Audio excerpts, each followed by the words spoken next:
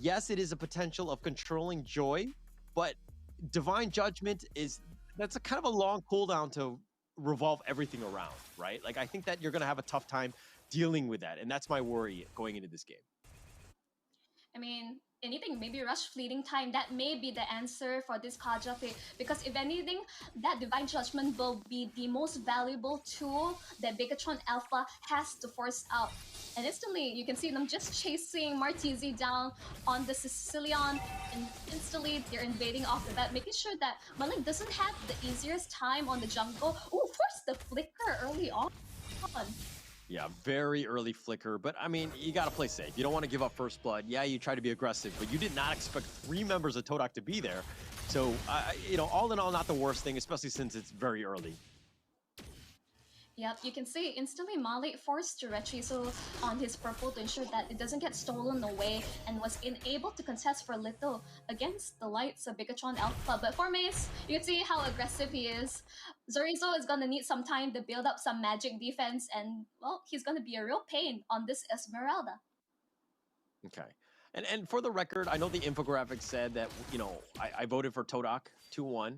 Let it be known that I actually voted for Bigetron Alpha. I want to be very clear with this. There was an issue with the infographic, and I kind of played along with it. But man, look, like you know, I swear to God, check the evidence, check the records that I actually went for Bigetron Alpha. Check the receipts, but I'm not feeling too good about that now. You're not backing me up. But for now, I mean, like, anything could go either way. I'm liking Todak's draft a bit more, but I think one thing to say, ooh, Formace already taken so low. They're just running him down. First blood already taken. Not a good sign. That's the problem, right? Like, Super Ken, like Joy will just rhythm you down. Like, you have nowhere to go. You have no control. You have no way. And that's Formace, who's technically one of the tankier ones. Yes, it's early. Yes, you don't have all the items that you need to kind of keep yourself alive, but this is a bad situation, especially since Super Ken is getting stronger. You don't want to see that. Hazelnut gets bursted as well. Sakin is continue to focus. Malik, just a sliver. Just end his suffering. They're just watching him run away. I'm like, no, I'm just going to spam my skills, ensure you are down in the dust. But instantly, this is not a good start for Formace. I would think he know his limits better, but getting called out early on just ensures this Esmeralda is unable to get towards that unkillable stage earlier on. And Martisi also dying there also delays the scaling of the Sicilian pick. Very difficult situation. I mean, it's only 4-0, but that net worth lead is 1.7. But the fact that Super Ken has actually invaded the enemy jungle, forced the issue, and Todak again being reactionary, and Formace gets killed again. Oh, tough situation. This is really, no, instantly, you don't want Moreno, like, you don't want to give, like, Valentina a lead. Like, she already has an EXP lead naturally, but you're giving her all these kills. Malik was able to get out, but, ooh, bad face has been called. Oh, suppressed, but Ken, but you can't survive everything. Yeah, how are you going to run at him? Like, Super Ken is here, and they got Vin is joining the fight, and Ken is on the backside, and again, how do you deal with this Joy? It just does way too much. Okay, that's one way. Ayumi will secure that one, but it looks like Hazelnut, Hazelnut is going to be killed, Ayumi is going to be killed as well, and BTR, they flex, because they know that they just came out on top. Yeah, instantly you can see, oh, I'll charge Formace. He does have, like, the shields of Red, but Zorizo is hunting him down. He really wants this Esmeralda, but I don't think he has that much damage for now to take him out, but man, that was close. Very close, but again, what's not close? The kill, the scoreboard. 9-1, 3K net worth lead, and Sakin will actually do a little bit of chip damage. But on the backside, Malik looking to go for this one. They're trying to force the issue. Sakin getting back up 2-0. He does keep himself alive, but Malik, just barely. He has a sliver of life, and he's going to walk away, or should I say limp away at this point. Well, topside is happening. Super Ken is just, again, going for objectives, securing it with no contest whatsoever. He's taking a bit slow, but yeah, he doesn't really want to use his retribution, I guess. Yeah, you might as well save it. Nothing to do. And I mean, he might potentially use it there. I don't think he got it in the end. But Zorizo now is going to walk into Formace. And look at this. Like, Zorizo's like, okay, scratch me all you want. You can't do any actual damage. Okay, it's not that Todak's completely out of it. Yes, this is... Bigetron has a good lead, but as long as Todak's able to close the goal gap. Oh, they got the flicker. There's a suppression. Divine Judgment. Ooh. They pulled him in. Oh, but Vin does get killed. Ayumi will secure that one. That's a good one, but the stolen Divine Judgment. Ayumi gets killed in return, and BTR says, okay, I'll give you one, but I'm going to take that one as well. Yeah, the fact that Super Vin having like a shutdown like on the Angela, that's, you know, you really want to have that many kills on your roll. But hey, I think just the name of the game. Angela has a lot of damage. Oh. Look at that. Marcy has to back off. They're going to take the tower. Formaze is getting a little bit low. The power of the barrier actually blocked him in, but Super Ken, he's got the rhythm, he's got the music, and he's just running at you. Oh, but the wild charge is on point. Ayumi gets blown up. Malik now running for his life. Is he able to get away? They have the feast as well. That's going to try to do some damage. Zorizo gets backed off as well. They've been zoned away, but hey, this is their side. The map control is in full control of Bigetron Alpha. You say that they only secure one turret, but instantly why do I feel like this goal lead is just massive? BTR disrespecting Todak, ensuring they have no place to farm. Electrifying Beats has been popped like fairly early. I don't think Super Ken was in any danger, but hey, his cooldowns are fairly short at this rate. Oh, the Divine Judgment pulls Zorizo in, and he got him in, and they're going to do some damage. So they got something in return, and he thought he was safe, but Vin now backing off. They're going to use the, you know, they're just going to back off, and they should be fine. But the turtle is up, and it's only not even 7 minutes at this stage. Yeah, as of yet, they're not really contested, but you can see instantly they're poking Todak out of their own turret range. This is how annoying Melissa is. It's not that Todak doesn't have range, but they are kind of put behind. Like, they had Brody, they have Sicilian, they have sufficient range. Formace is not as tanky as he hopes to be. He's scouting out, but I don't think there's anything much he can do. He's getting run down. He's like being shredded like paper. Oh, Super Ken, you know he's sitting right now and just dancing along. Because, I mean, he's just been on fire. Oh, nice barrier, but they're going to let Hazelnut go. They're not going to deal with this. And, yeah, Super Ken, 3-1-5, has taken almost every single objective. And he's taken the biggest objective of all, which is, of course, my heart. All right, I'm seeing you right now. I do believe that they didn't want to waste any more things on Hazelnut because I think he's relatively poor. I think no way close to building up fleeting time at this rate. Moreno, like you can see that stolen Divine Judgment just pouncing, waiting for his prey to reveal themselves. Despite everything, I think Todak just needs to like continue to play it safe, even though it's 6K. But they have good late game scaring, but they can't get caught out like this! Oh, they found Hazelnut. They said, oh, I've got a better Divine Judgment than you do, and he plays a better Kaja than Kaja himself, and they get something out of that. But most, like, they've gotten the pick off, but the thing is that they haven't taken the T1, and that's been a bit of a situation. Super Ken, he's getting a little low. Be careful, the shields have been on point. Oh, Marcy gets killed. Now Formaze really wants to focus on Super Ken. He gets back to... Okay, he gets killed. Formaze will secure that one, and that's a big win. You got to stop the Super Ken train. That's a good start. And as I say that, Formaze gets under the tower. You say that all so matter of fact, but this is what they need to do. If Martisi got that kill, but that was a really clutch hard guard from Super Vin, this is how annoying, like, this...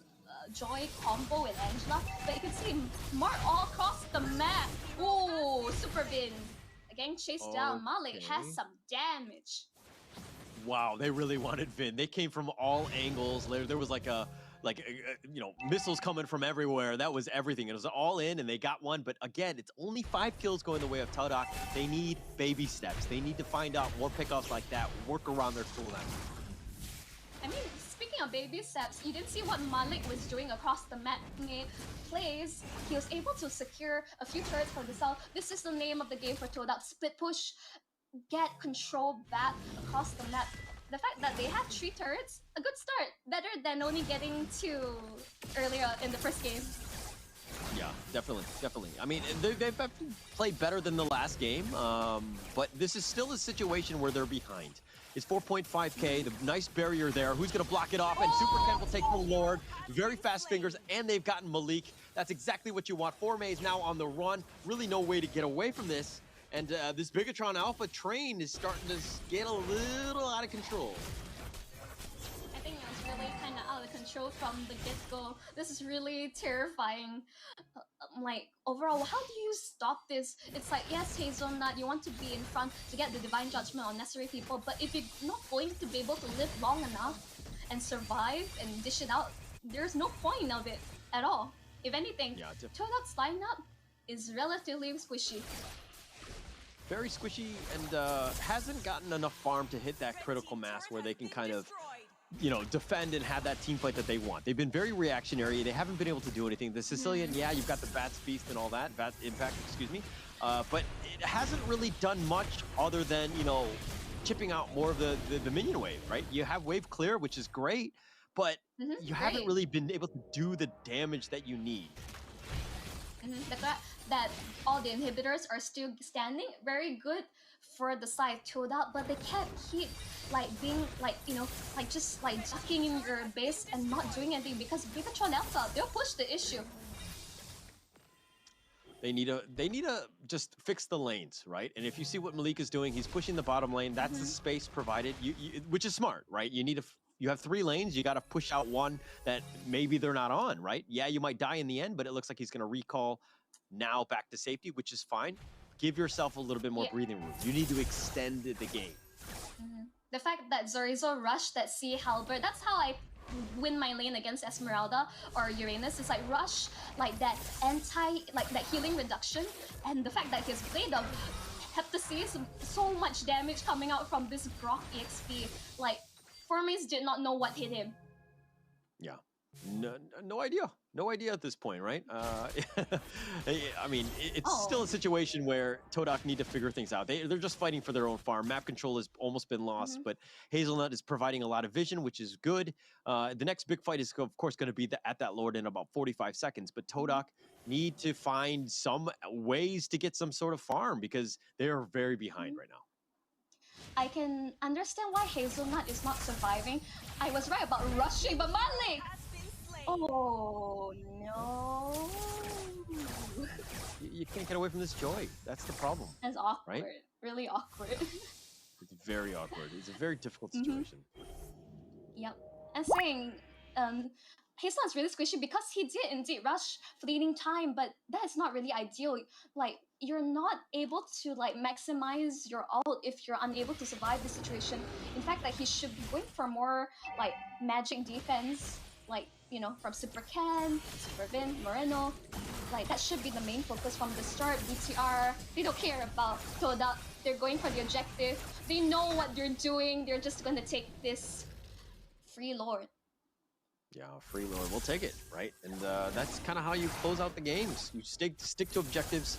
And Super Gen is one of the best at it, right? The fact that he's 3-2-8 has made a presence throughout. Not as many kills as he did in the last game, but almost every single objective has been because of him. So they're in prime position because of this. And this 9K net worth lead of 9,000 is actually getting kind of crazy.